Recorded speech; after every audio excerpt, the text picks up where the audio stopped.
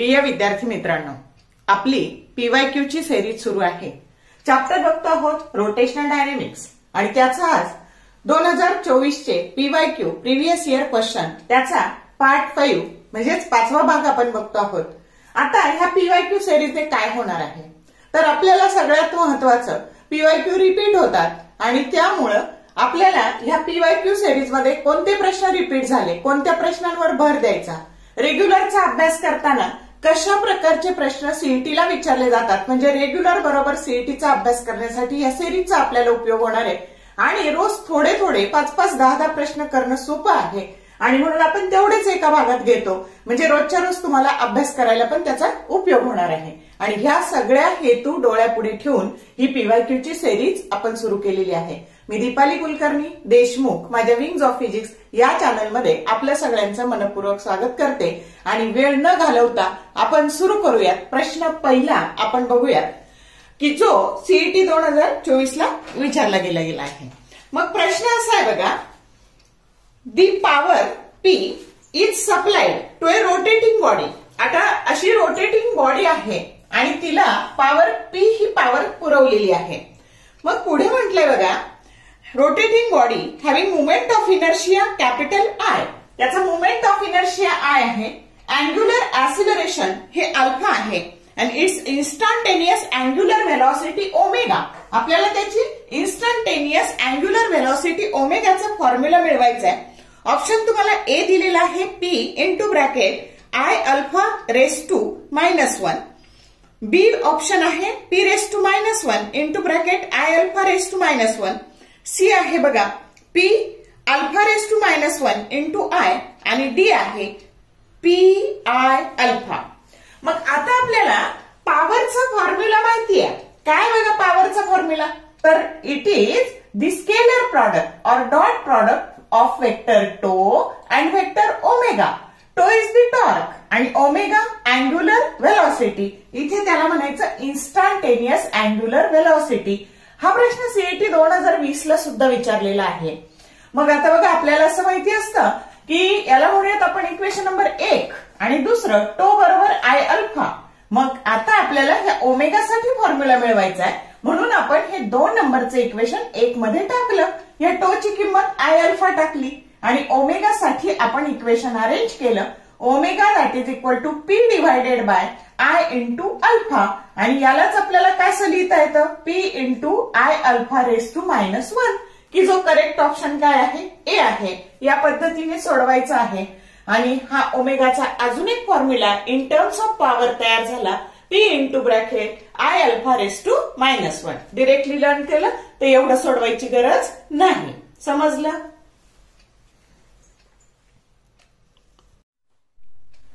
Question number 2 बघूयात आपण की जो सीईटी 2023 ला पण विचारला, सीईटी 2024 ला पण विचारलाय। 7 identical discs are arranged in a planar pattern so as to touch other as shown in the figure. Each disc has mass small m and radius r. What is the moment of inertia of system of disc about an axis passing through the center of central disc and normal to the plane of all discs? आता option A दिलाय तुम्हाला 55 mr²/2, बी दिलाय 85 mr²/2, त्यानंतर C दिलाय 27 mr² आणि D दिलाय 10,027 mr²। आता आपण बघूया काय केस आहे ते।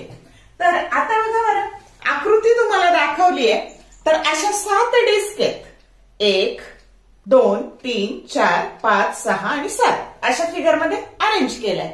मग आता पहिला ऍक्सिस घ्यायचा, या प्रत्येक डिस्कचा मास हे स्मॉल एम दिलेला आहे आणि त्याची रेडियस ही कॅपिटल आर दिलेली आहे, ही केस आहे। मग आता आपल्याला ह्या ऍक्सिस बद्दलचं बघा, ह्या डिस्कच्या सेंटर मधून आणि त्याच्या प्लेनला परपेंडिक्युलर असणारा ऍक्सिस याच्याबद्दल ह्या सगळ्या डिस्कचं मोमेंट ऑफ इनर्शिया विचारलंय। प्रश्न समजला का? मग आता बघा आपल्याला डिस्कच्या सेंटर मधून आणि त्याच्या प्लेनला परपेंडिक्युलर हे आपण असंही धरू शकतो, असंही धरू शकतो। मग आता बघा त्याच्याबद्दलचं जे मोमेंट ऑफ इनर्शिया असतं ते असतं mr²/2, म्हणजे ह्या ऍक्सिसचं ह्या पहिल्या डिस्क बद्दलचं मोमेंट ऑफ इनर्शिया हे झालं. आता ह्या बाकीच्या सगळ्या डिस्क ह्या तुमच्या सेंट्रल डिस्क पासून किती अंतरावर आहे, तर 2r इतक्या अंतरावर आहे. हे r आणि हे r. आणि आता बघा आपण ह्या डिस्कचं ह्या ऍक्सिस बद्दलचं मोमेंट ऑफ इनर्शिया काढू. आता बघा ही अशी केस झाली, म्हणजे हे दोन्ही ऍक्सिस एकमेकाला काय झाले, पॅरलल झाले. आपल्याला थेरम वापरायचा पॅरलल ऍक्सिस थेरम. आणि हे अंतर दोन ऍक्सिस मधलं अंतर झालं 2r. r आणि r किती झालं, 2r. मग आता पॅरलल ऍक्सिस थेरम आपण फक्त ह्या एका डिस्कचं काढू आणि त्याला 6 ने गुणू, म्हणजे ह्या टोटल 6 डिस्कचं या ऍक्सिस बद्दलचं मोमेंट ऑफ इनर्शिया आपल्याला मिळेल. मग आता बघा आपला पॅरलल ऍक्सिस थेरम या एका डिस्कच्या याला आपण आय डॅश असं म्हणू. I dash that is equal to IC म्हणजे ह्या ऍक्सिस आयसी सेंटर मधून जाणारा, आणि प्लस mh². m म्हणजे मास आणि h म्हणजे दोन पॅरलल ऍक्सिस मधलं अंतर की जे 2r आहे. मग आता आपण काढू. आयसी काय आहे, mr²/2. त्यानंतर m हे स्मॉल m घ्यायचं आणि h हे 2r त्याचा स्क्वेअर. मग हे झालं बघा mr²/2 प्लस 4mr² आणि टोटल आन्सर तुम्हाला मिळालं 9/2 mr². आता टोटल सगळ्या 7च्या 7चं ह्या ऍक्सिस बद्दलचं मोमेंट ऑफ इनर्शिया. तर आता ह्या डिस्कचं असणारे आयसी आणि याची किती पट करावी लागणार आहे, 6 पट. 6 डिस्क आहेत म्हणून 6 इंटू आय डॅश. मग आता बघा 6 इंटू आय डॅश, तर mr²/2 हे आयसी ची किंमत आणि 6 इंटू 9/2 mr². मग आता हे झाले mr²/2 प्लस 54 mr²/2 आणि एलसीएम 2 झाला आणि आन्सर आलं 55 mr²/2 की जो ऑप्शन आहे ए. समजलं का? आता ही केस तुम्हाला 2024 ला डिस्क पण विचारले, सॉलिड स्पियर पण विचारले, तुम्हाला असं रिंगचं पण विचारू शकतील आणि हॉलो स्पियरचं पण विचारू शकतील. तर एवढं सोडवायची गरज नाही, आपल्याकडे वेळ खूप कमी असतो. एक आपण असा चार्ट करायचा आणि त्याच्यात आपण ह्या चारही केसच्या व्हॅल्यू लर्न करायच्या, म्हणजे आपल्याला एका मिनिटात उत्तर काढता येईल. तर तुम्हाला प्रश्न समजला का? या पद्धतीने सोडवायचा आहे. उत्तर आलंय 55 mr²/2 जो करेक्ट ऑप्शन ए आहे.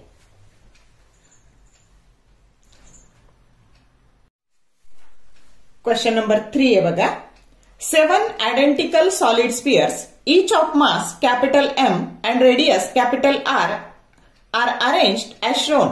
The moment of inertia of the system about the axis passing through the center of the sphere O' and perpendicular to the plane is option A 29/2 mr², B 55/2 mr², C 122/5 mr² and D 134/5 mr².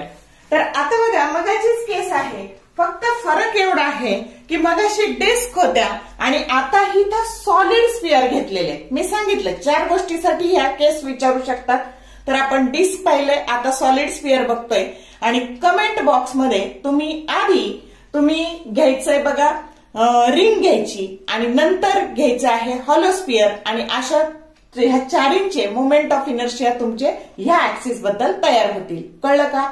पहिलं आपण काय पाहिलं, question number 2 मध्ये काय पाहिलं, disk. आता काय बघतो, सॉलिड स्पियर. त्यानंतर तुम्ही काय करा, रिंगचं काढून ठेवा आणि हॉलो स्पियरचं, असे 4 केसेस काढून ठेवा, म्हणजे डायरेक्टली तुमच्या व्हॅल्यू काय होतील, लर्न होतील. तर आता फक्त इथं डिस्क नाहीये, हा काय सॉलिड स्पियर आहे, असं बॉल आहे, क्रिकेटचा बॉल, भरीव बॉल. आणि मग आता परत सेम केस, आधी ह्या ऍक्सिस बद्दलचं मोमेंट ऑफ इनर्शिया घ्यायचं. तर म्हणून सगळ्या बॉडीचे सगळ्या ऍक्सिस बद्दलचे मोमेंट ऑफ इनर्शिया लर्न असणं हे खूप गरजेचं आहे. आणि त्याची किंमत असते बघा 2/5 mr². मग आयसीची व्हॅल्यू मिळाली. मग आता ह्या एका स्पियरची काढून घेऊ. परत कोणता थेरम वापरायचा, थेरम ऑफ पॅरलल ऍक्सिस. आता मगाच्या केसमध्ये मास स्मॉल एम दिलं, आता कॅपिटल एम दिलेलं आहे. मग आता पॅरलल ऍक्सिस थेरम म्हणजे एका स्पियरचं आय डॅश हे काढू आणि त्याची 6 पट करू टोटल घेताना. मग आता बघा, आता आपण करूया तिथं. तर हे एम आणि एच म्हणजे 2r. मग आता ह्या आयसी ची किंमत टाकली 2/5 mr² आणि m 2r² म्हणजे हे 2r² म्हणजे 4 mr² झाले. मग आता हे 2 mr²/5 प्लस 4 mr², मग 22/5 mr². हे एका ज्या 6 तुमचे सॉलिड स्पियर आहेत त्यातल्या एकाचं झालं. मग आता टोटल काढायचं सिस्टीमचं, म्हणजे हे 1 आणि याला 6 ने गुणायचं आणि त्या सगळ्याची काय करायची, बेरीज करायची. मग आय बरोबर आयसी आहे 2/5 mr². बघा हे आणि हे 6 टाइम्स, मग 6 टाइम्स 22/5 mr², ते झाले 132 mr²/5.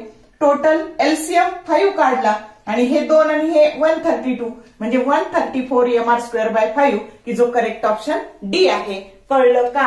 म्हणजे आता तुमच्या क्रमाने एक टेबल करा, त्याच्यात आधी लिहा डिस्क, मग लिहा सॉलिड स्फिअर, 3 नंबरला घ्या रिंग आणि 4 नंबरला घ्या हॉलो स्फिअर, आणि अशा 4ही व्हॅल्यू तुम्ही मला सांगायच्यात.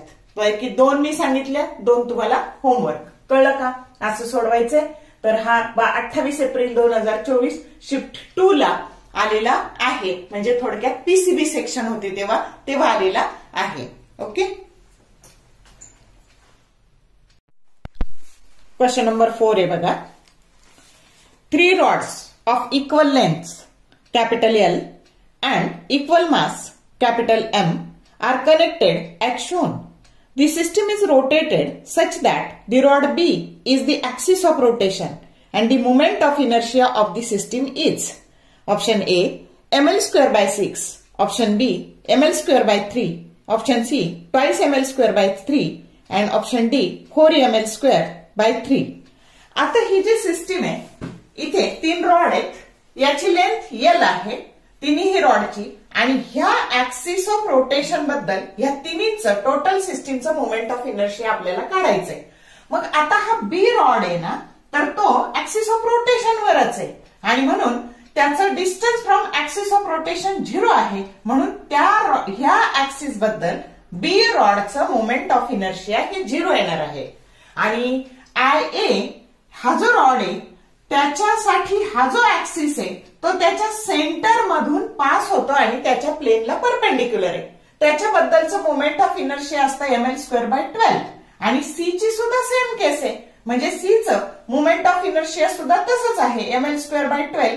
मग टोटल सिस्टीमचं मोमेंट ऑफ इनर्शिया या तिन्हींची बेरीज घ्यायची आहे, पण हे 0 असल्यामुळं इथे टोटल सिस्टीमचा moment of inertia I that is equal to IA plus IC, मग ml²/12 प्लस ml²/12, एलसीएम आला 12 आणि 2 ml² म्हणजे हे झाले ml²/6, की जो करेक्ट ऑप्शन ए आहे. तर म्हणून रॉडचे तिन्ही मोमेंट ऑफ इनर्शिया नीट लक्षात ठेवा. बघा, हा असा जर रॉड असेल तर त्याच्या सेंटर मधून जाणारा आणि त्याच्या प्लेनला परपेंडिक्युलर असणारा मोमेंट ऑफ इनर्शिया असतं ml²/12. त्याच्याबरोबर एका एंड मधून कुठलंही एंड असू द्या, हे किंवा हे, त्याचं असतं ml²/3 आणि याच्या बरोबर एक्झॅक्ट मधून जाणाऱ्याचं असतं 7/48 ml². अशा तिन्ही व्हॅल्यू नीट लक्षात ठेवा, की ज्या तुम्हाला वेगवेगळ्या ठिकाणी उपयोगी येणार आहे. समजलं का?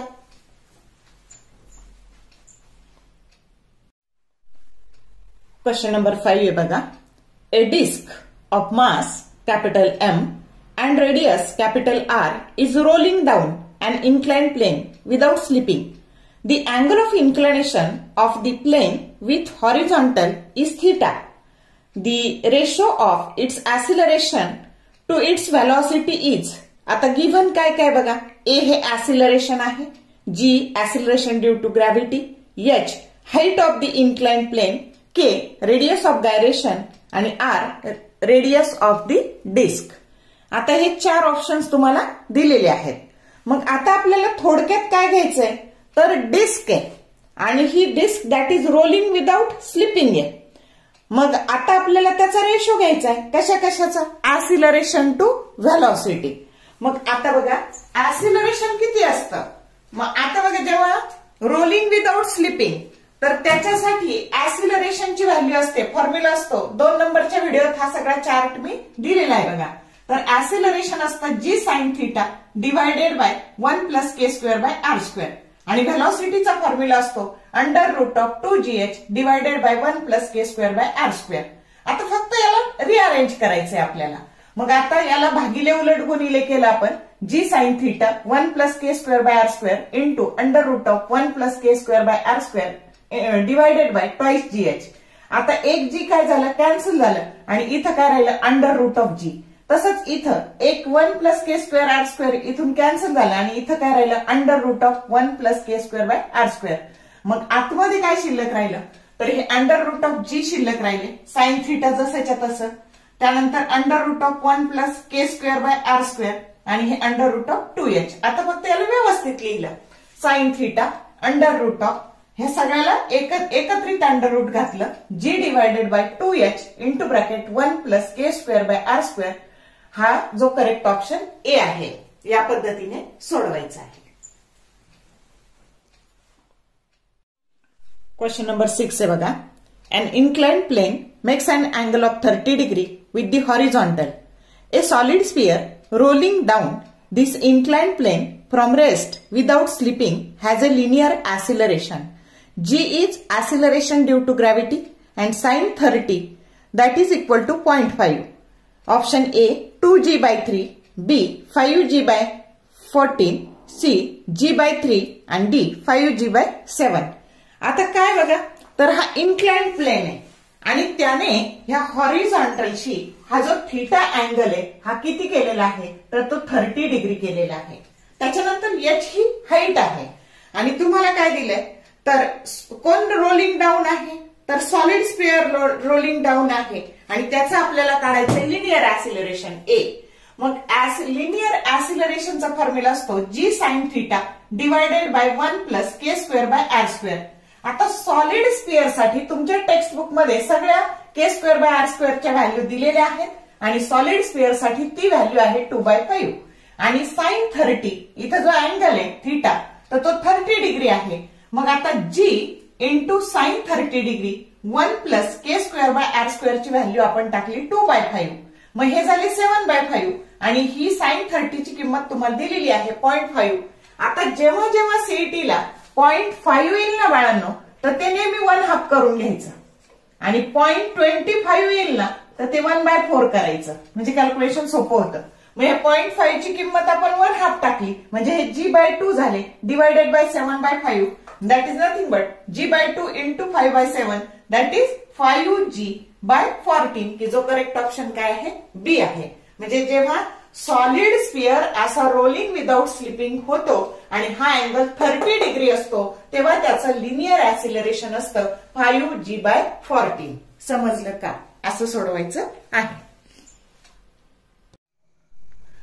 हे बघा आता 6 नंबरचा आपण पीवायक्यू बघतो आहोत जो मोस्ट रिपीटेडली आस्क्ड आहे जो सीईटी 2019 ला विचारलाय 2020 ला विचारलाय 2024 ला विचारलाय. एमसीक्यू असा आहे बघा. A thin metal wire of length L and uniform linear mass density rho is bent into a circular coil with O as a centre. The moment of inertia of a coil about the axis x dash is. Option A rho L cube divided by 8 pi r square, B 3 rho L cube divided by 8 pi r square, C rho L cube divided by 4 pi square and D 3 rho L square divided by 4 pi r square. आता आपल्याकडे केस काय बघा तर अशी समजा ही wire आहे L इतक्या लेंथची wire आहे आणि तिची अशी कॉइल बनवली आपण ही अशी कॉइल बनवली आणि त्याची लिनियर मास डेन्सिटी ही रो आहे. मग लिनियर मास डेन्सिटी म्हणजे मास पर युनिट लेंथ आणि म्हणून त्या तुमच्या ह्या कॉइलचं जे काही मास आहे ते मास किंवा त्या वायरचं जे काही मास आहे ते मास येणार आहे रो इंटू एल. मग आता बघा जर आपण त्याची अशी कॉइल बनवली जिची रेडियस कॅपिटल आर आहे तर हा सर्कम्फरन्स 2πr आणि त्याची लेंथ ही सारखीच भरणार आहे आणि म्हणून length of that coil that is 2πr आणि त्याच्यावरून आर ची किंमत आपल्याला मिळाली l/2π. मग आता हा x डॅश जो कॉइलचा ऍक्सिस आहे तो काय आहे तर त्याच्या mi of a ring about A tangent आणि ज्याचा फॉर्म्युला असतो बघा 3/2 mr². मग मासची किंमत टाकली बघा ही रो इंटू एल ही मासची किंमत टाकली रेडियसची किंमत टाकली l/2π आणि त्याचा स्क्वेअर. मग काय झालं हे तर याचा स्क्वेअर जर केला l² divided by 4 pi r² आणि म्हणून इथे हे टोटल झालं तुमचं 3/2 रो एल त्यानंतर l² divided by 4 pi r² याला जर कंबाईन केलं तर उत्तर आलं बघा आपलं 3 rho L cube divided by 8 pi R square, जो करेक्ट ऑप्शन काय आहे? बी आहे. या पद्धतीने थोडासा कन्सेप्च्युअल प्रश्न आहे, पण सोपा आहे. पण तुमचे प्रत्येक बॉडीचे त्याच्या सगळे जे काही ऍक्सिस आहे त्याच्याबद्दलचे मोमेंट ऑफ इनर्शिया पाठ असणं हे खूप गरजेचं आहे. समजला प्रॉब्लेम कसा सोडवला ते? क्वेश्चन नंबर 7 आहे बघा. Moment of inertia of a big drop is capital I. If 8 droplets of equal size are formed from a big drop, then moment of inertia of each small droplet is option A, I by 32, B, I by 16, C, I by 8 and D, I by 4. आता बघा, आपल्याला हा big drop दिलेला आहे आणि याचं जे मास आहे त्याला कॅपिटल एम असं म्हणायचं आणि त्याची रेडियस ही कॅपिटल आर आहे. आता हा एक ड्रॉप हा 8 ड्रॉपलेट मध्ये विभागलाय इक्वल साईजच्या. इथे मी थोडे छोटे मोठे झालेत माझ्याकडून, पण याची साईज इक्वल आहे आणि ईच ड्रॉपलेटचं मास हे स्मॉल एम आहे आणि याची रेडियस आर आहे. त्यानंतर ह्या ड्रॉपचं जे मुवमेंट ऑफ इनर्शिया आहे त्याला कॅपिटल आय असं म्हणायचं आणि एका ड्रॉपलेटचं मुवमेंट ऑफ इनर्शिया त्याला आय डॅश असं म्हणायचं. तुम्हाला हे आय दिलेलं आहे आणि आय डॅशची किंमत काढायची आहे. समजतंय का? केस काय आहे? एका ड्रॉपचे 8 सेम ड्रॉपलेट्स मध्ये डिवाइड केले आणि आपल्याला याच्या मुवमेंट ऑफ इनर्शियाची किंमत काढायची आहे. इच ड्रॉपलेटच्या, प्रत्येक छोट्या छोट्या थेंबाच्या ड्रॉपलेट जो तयार झाला त्याची मुवमेंट ऑफ इनर्शिया आपल्याला काढायचे. प्रश्न कळला का आता तुम्हाला? मग आता काय होईल बघा. तर जेव्हा आपण असं एका ड्रॉपलेटचे अनेक ड्रॉपलेट करतो, कधी 8 करतो, कधी 27 करतो, कधी 64 करतो, तर या पद्धतीने कधी 125 करतो, असे वेगवेगळे. पण त्यावेळी एक गोष्ट होते बघा, तर त्यावेळी त्याचा व्हॉल्यूम कॉन्स्टंट राहतो. म्हणजे फॉर एक्झाम्पल की एक पातेलं आहे आणि त्याच्यामध्ये 1 लिटर सरबत आहे आणि तुम्ही त्याचे 8 सारखे ग्लास भरले, तर ते जे भरलेलं जे काही तुमचं सरबत आहे या 8 ग्लासमध्ये ते 1च लिटर राहणार आहे. म्हणजे जेव्हा अशी केस तयार होते, 1 ड्रॉपलेटचे 8 ड्रॉपलेट होतात, 27 होतात, 64 होतात, दोन्ही केसमध्ये व्हॉल्यूम कॉन्स्टंट राहतो. आणि उलट जरी केस झाली 8 droplet coalesces to form 1 single drop, at that time volume remains constant. ही कन्सेप्ट तुम्हाला मेकॅनिकल प्रॉपर्टीज ऑफ फ्लुइड मध्ये खूप वेळा वापरायची आहे. व्हॉल्यूम कॉन्स्टंट राहतो आणि हा ड्रॉप किंवा ड्रॉपलेट याला कन्सिडर करायचं सॉलिड स्पियर. काय कन्सिडर करायचं? Solid sphere.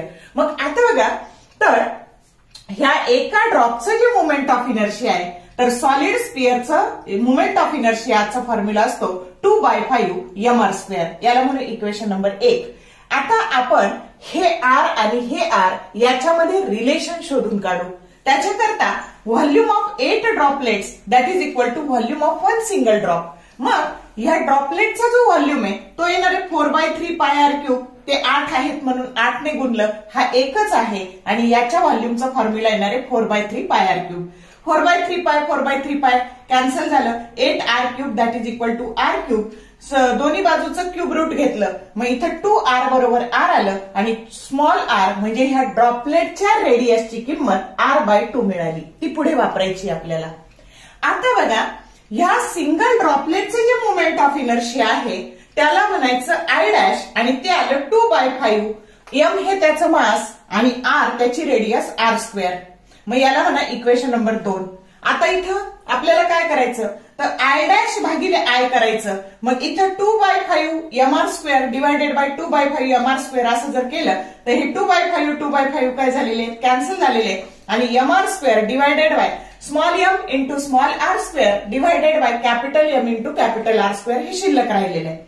आता इथं अजून एक कन्सेप्ट वापरायची आहे. मास आणि व्हॉल्यूम हे एकमेकाच्या डायरेक्ट प्रपोर्शन मध्ये बदलतात आणि म्हणून व्हॉल्यूम हे रेडियसच्या क्यूबच्या, बघा बरं व्हॉल्यूमच्या फॉर्म्युला, तर व्हॉल्यूम हे रेडियसच्या क्यूबच्या डायरेक्ट प्रपोर्शन मध्ये बदलतं आणि म्हणून इथं ह्या स्मॉल एम ची किंमत r³ स्मॉल r³ टाकायची. ही मास म्हणून त्याची रेडियसचा क्यूब आणि ह्या कॅपिटल एम ची किंमत हा कॅपिटल r³ टाकायची आणि इथं फॉर्म्युला तयार झाला.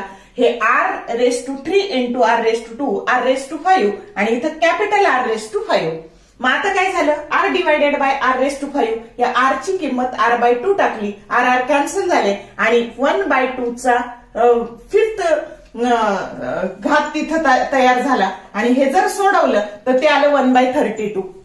बघा 2 into 2 into 2 into 2 5 टाइम्स जर केलं तर 32 आलं आणि म्हणून हे आय इकडे ट्रान्सफर केले आणि I dash that is equal to I/32 हा ए ऑप्शन आपला करेक्ट आला. आता बघा इथं काय विचारलं जाऊ शकतं, एवढा प्रॉब्लेम सोडवायची गरज नाही, इथे एक ट्रिक वापरता येते. 2020 साली सीईटीला ह्या 8 ऐवजी फक्त 27 ड्रॉपलेट दिलेले आहेत. किती दिलेले? 27 ड्रॉपलेट दिलेले. मग आता काय केलं तुम्ही, जर इथं 27 घेतलं तर इथं हे R/3 आले, कारण 27 हा 3चा क्यूब आहे, 3 into 3 into 3 आणि R डिवायडेड बाय R/3 आलं, इथं R/3 टाकलं, R कॅन्सल झाले, 1/3 raised to 5th आणि 3चा जो 5वा घात आहे तो 243 येतो आणि तुमचं उत्तर येणार आहे I dash that is equal to I divided by 243. आता हे दोन्ही विचारलेले आहेत, अजून काय विचारलं जाऊ शकतं, तर इथं 64 ड्रॉपलेट्स विचारले जाऊ शकतात.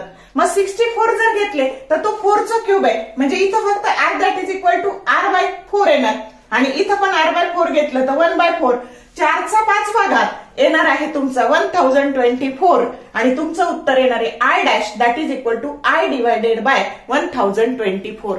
समजलं का? आणि उलट विचारलं, जर तुम्हाला इथं या थेंबाचं न विचारता, मोमेंट ऑफ इनर्शिया न विचारता उलट विचारलं, याचं विचारलं तर फक्त त्या व्हॅल्यूला गुणायचं, जिथं भागलंय ना तिथं गुणायचं. जेव्हा ड्रॉपलेटचं विचारतील तेव्हा असे बदल करून प्रश्न येऊ शकतात. म्हणजे तुम्ही जर लक्षात ठेवलं की 8 झाले तर 1/32, 27 झाले तर I/243 आणि 64 झाले तर I/1024, तर एवढं सोडवायची तुम्हाला गरज नाही. कन्सेप्ट कळणं गरजेचं आहे. तर कळला का? 7 नंबरचा प्रश्न रिपीट होऊ शकतो, कारण 20ला आलता तो आता 24ला फक्त एवढाच आकडा बदलून आलाय, या वर्षी अजून असा आकडा बदलून येऊ शकतो. समजलं का?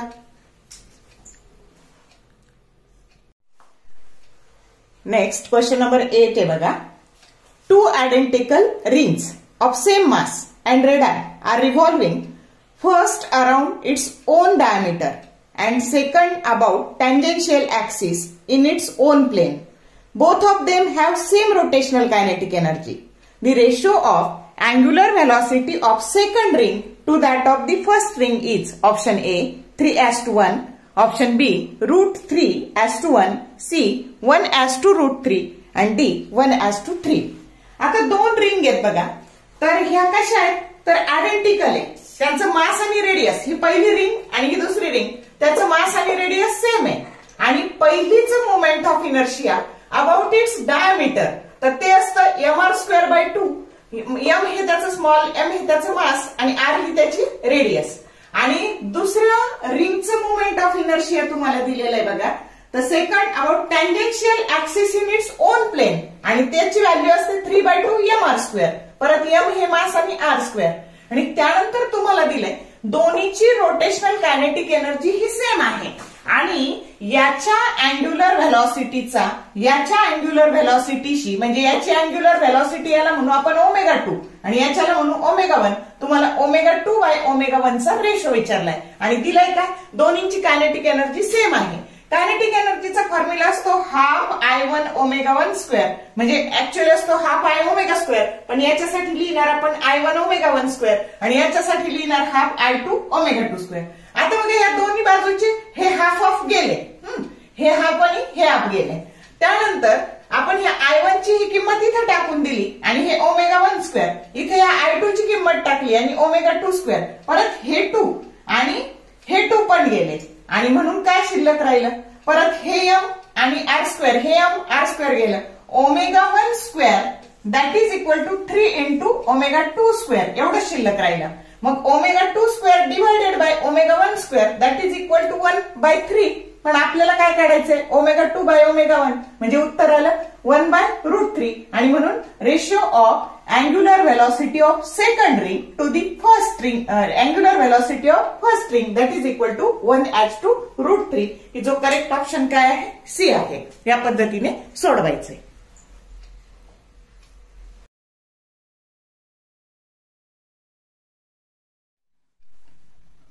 क्वेश्चन नंबर 9 बघा. a solid cylinder of mass capital M and radius R, capital R, is rotating about its geometrical axis, and a solid sphere of same mass and same radius is also rotating about its diameter with an angular speed half that of the cylinder. The ratio of kinetic energy of rotation of sphere to that of the cylinder will be option A 1:4, B 1:5, C 2:3 and D 3:2. आता आपल्याला दिलंय बघा sphere आणि cylinder त्याच्या kinetic एनर्जीचा ratio काढायचा आहे. पण हा स्फिअर जो काही आहे तर तो त्याच्या डायमीटरला कोइन्साइड होणाऱ्या ऍक्सिसशी रोटेट होतोय आणि cylinder about its own axis of symmetry आणि ज्याचं मोमेंट ऑफ इनर्शिया असतं याचं असतं 2/5 mr² आणि याचं असतं mr²/2. आता कायनेटिक एनर्जी स्फिअरची कायनेटिक एनर्जी 1/2 I ω², पण आपण इथं यस लिहिलं म्हणजे moment of inertia of sphere आणि अँग्युलर व्हेलॉसिटी ऑफ स्फिअरचा स्क्वेअर. आणि सिलेंडरचं लिहिलं kinetic energy of cylinder 1/2 ICy म्हणजे moment of inertia of a cylinder and angular velocity of सिलेंडरचा स्क्वेअर. आता याचे हे मोमेंट ऑफ इनर्शिया आपण टाकून दिले आणि इथे काय झालं हे mr², हे mr², बघा हे mr², हे mr² कॅन्सल झालं. त्यानंतर तुम्हाला अजून एक गोष्ट दिलेली आहे angular velocity of sphere that is equal to angular velocity half of the angular velocity of cylinder. मग ह्या ओमेगा एस ची किंमत ओमेगा सिलेंडर/2 टाकून दिली त्याचा स्क्वेअर केला. मग आता इथे हे पण काय झाले कॅन्सल झाले आणि शिल्लक काय राहिलं 2/5 इंटू 1/2 चा स्क्वेअर म्हणजे 1/4 आणि हे 1/2. मग आता इथे काय झालं तर इथे 2 जा 4 म्हणजे हे झाले 1/10 आणि हे 1/2 that is nothing but 2/10 that is equal to 1/5 की जो करेक्ट ऑप्शन बी आहे. जसं जसं दिलंय ना बाळांनो प्रॉब्लेम मध्ये तसं तसं सोडवत जायचं आणि मग प्रॉब्लेम सोपा होत जातो. समजलं का कसं सोडवायचं ते.